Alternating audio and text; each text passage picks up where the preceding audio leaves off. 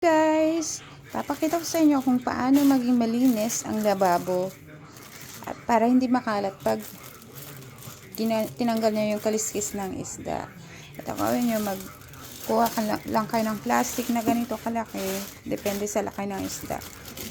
Lagay nyo sa loob, tapos ayan, kutsilyo, diba? Ganito lang gawin nyo.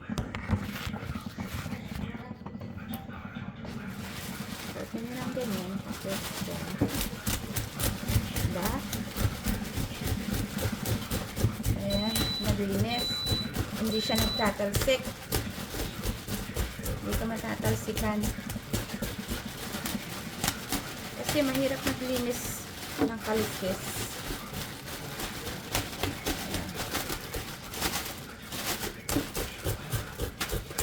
Diba? Walang kalat ang kusina. Walang kalat ang lababo.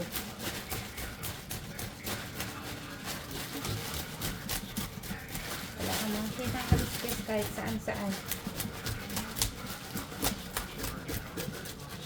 Ayan lang.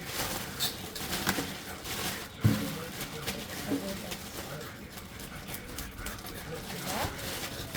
Malinis.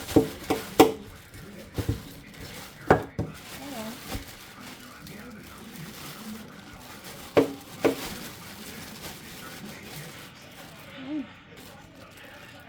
Ayan, hugasan mo na lang, di ba? Tapos na. Yun lang. Wala nang kaliskis. Ayan,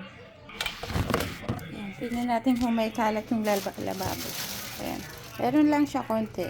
Ayan, tingnan nyo, di ba? Malinis. Para hindi ka na maglilinis ng maglinis. Ayan, meron lang siya tumalsik. Ayan.